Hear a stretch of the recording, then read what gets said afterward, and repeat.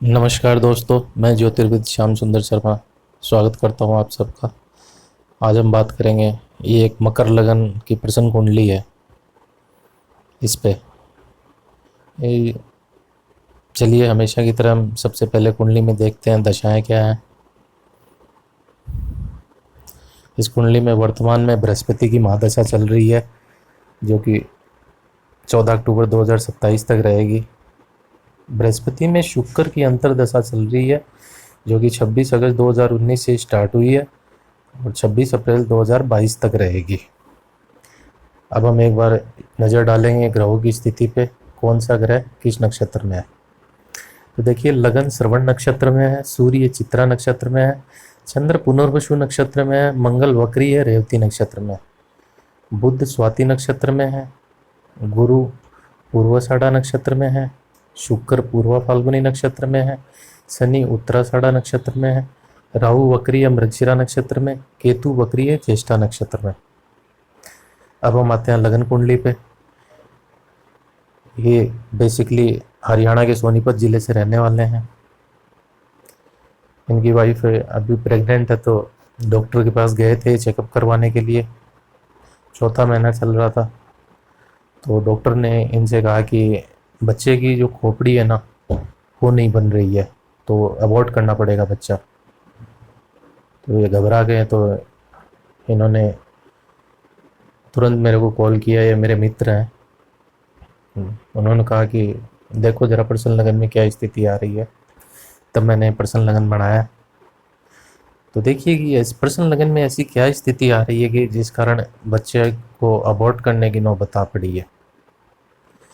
पांचवा घर जो कि संतान का घर होता है, लगन से पांचवा घर और चंद्र लगन से पांचवा घर संतान का घर होता है।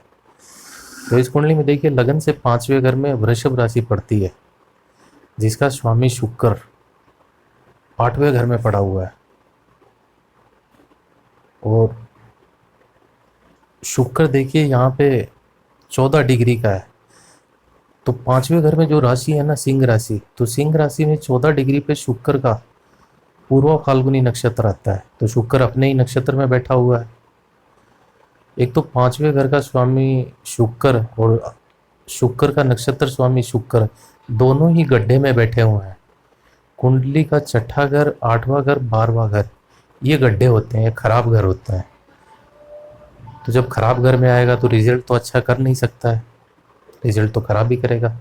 और दूसरी चीज़, ये मंगल है ना जो थर्ड हाउस में बैठा हुआ है, ये वक्री है।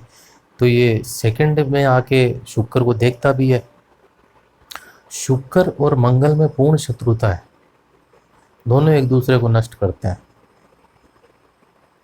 तो यहाँ पे मंगल की दृष्टि भी हानिकारक है शुक्र के लिए।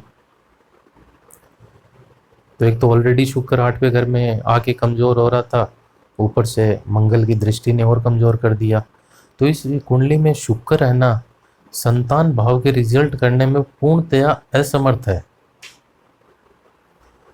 अब जो ये तो प्राइमरी फैक्टर है, अब जो सेकेंडरी और टेरिटरी फैक्टर है वो भी देख लेते हैं, वो क्या कहते हैं। अब सेकेंडरी देखिए, इस कुंडली में पांचवें घर में राहु बैठा हुआ है। तो काल पुरुष की कुंडली में पांचवा घर सूर्य का घर होता है और प्रथम संतान का कारक ग्रह भी सूर्य होता है। तो जब भी पांचवें घर में राहु आएगा, तो वो एक तो सूर्य को कमजोर करेगा और वो पांचवें स्थान को ग्रहण भी लगाएगा। तो जब भी पांचवें में राहु आता है, वो प्रथम संतान का सुख लेने ही नहीं देता है। अब इसमें तीसरा फैक्टर देखिए। अभी हम इस कुंडली को एक बार चंद्र लगन पे रोटेट करेंगे, क्योंकि मैं हमेशा कहता हूँ जो चीज़ लगन बोल रहा है वही चीज़ चंद्र लगन भी बोलेगा। तो देखिए, चंद्र लगन से पांचवें घर का स्वामी फिर शुक्र बन जाता है, क्योंकि चंद्र लगन से पांचवें घर में तुला राशि और तुला राशि का स्वामी शुक्र होता है। शुक्र तीसरे स्थान में चला गया है। तीसरा स्थान भी अशुभ भाव की श्रेणी में आता है, अशुभ स्थान की। तो ये भी शुक्र के लिए फेवरेबल पोजीशन नहीं है। और पांचवें घर में बुध आया है, जो कि इस कुंडली का लग्नेश और चतुर्थेश है। चतुर्थ स्थान पांचवें से 12वां होता है।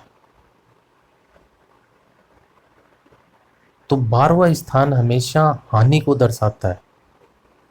तो यहाँ पे 5वें से 12वां इसलिए संतान की हानि को दर्शाएगा। तो चतुर्थेश बुध 5वें घर में आके संतान की हानि भी कर रहा है। अब इसमें कुंडली में एक सबसे बड़ा जो फैक्टर है कि वो प्रथम संतान का सुख क्यों नहीं लेने दे रहा, वो मैं आपको बताता हूँ। देखिए, चंद्र लगन से 5वें घर पे मंगल की 8वीं दृष्टि आ रही है और शनि की 10वीं दृष्टि आ रही है। जब भी दो क्रूर ग्रह किसी एक भाव पे दृष्टि डालेंगे तो उस भाव को वो तबाह कर देते हैं। तो यहाँ पे मंगल और शनि की दृष्टि 5वें घर पे आ रही है, तो ये प्रथम संतान का सुख नहीं लेने देंगे। ये निश्चित है 100%। जब भी मंगल और शनि ने 5वें घर को देखा नहीं कि वो प्रथम संतान का सुख तो लेने ही नहीं देते हैं।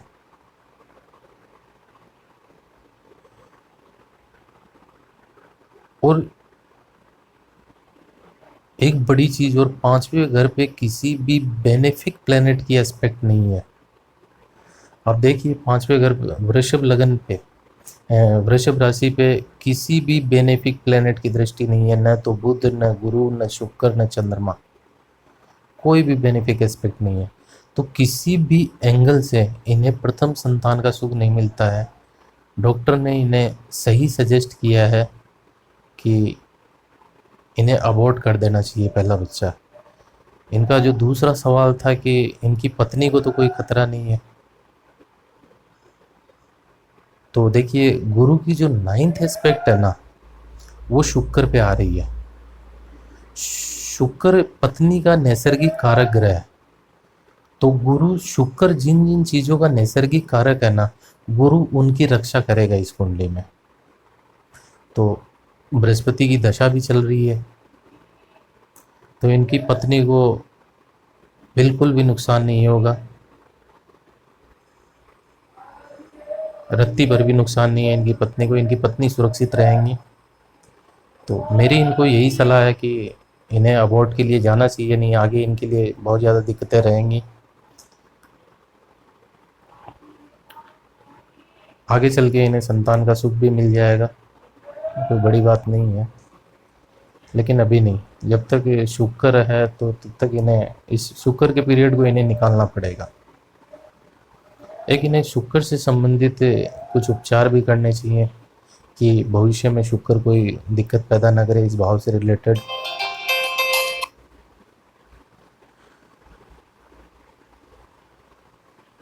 एक तो इन्हें महालक्ष्मी का पूजन करना चाहिए, माँ लक्ष्मी का। दूसरा, इन्हें माँ लक्ष्मी को दूध से बनी हुई मिठाई का भोग भी लगाना चाहिए शुक्रवार के शुक्रवार।